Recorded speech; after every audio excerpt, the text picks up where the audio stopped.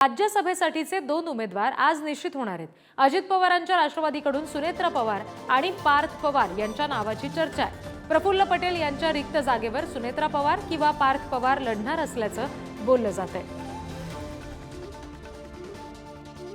प्रतिनिधी विक्रांत शिंदेंकडून अपडेट्स घेणार आहोत। विक्रांत, पार्थ पवार आणि सुनेत्रा पवार अशी 2 नावं पुन्हा एकदा चर्चेत आहेत।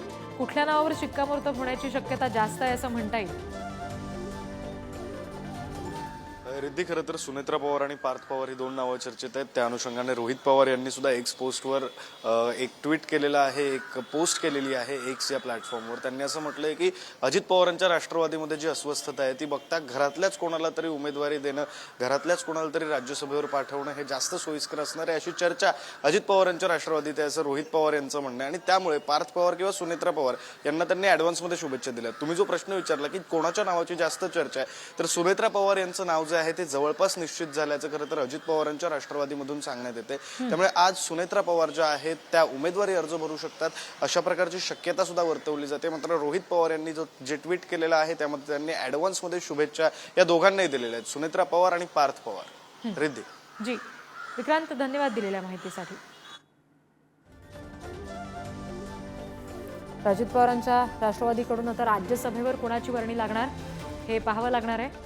पण सुनेत्रा पवार आणि पार्थ पवार या दोघांची नावे याच्यामध्ये चर्चेत आहेत। आणि प्रफुल्ल पटेल यांची जी रिक्त जागा आहे तिथे आता या दोघांपैकी एक कोणीतरी उमेदवार असेल।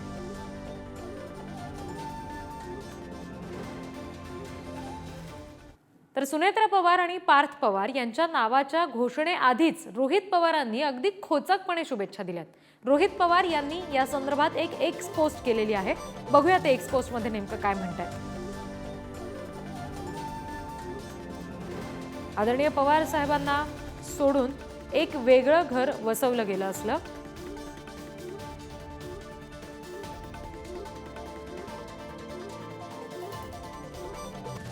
तरी त्या घरातील आजची परिस्थिती आणि तिथल्या लोकांची अस्वस्थता बघता सर्वजण किती दिवस एकत्र राहतील हे ब्रह्मदेवही सांगू शकणार नाही। त्यामुळे पळत्याच्या गळ्यात राज्यसभा घालण्यापेक्षा घरातल्या विश्वासू व्यक्तीला दिली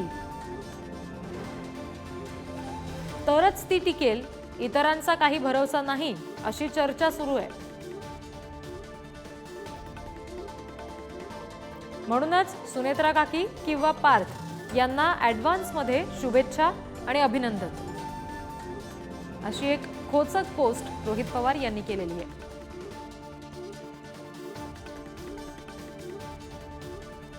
Thank you.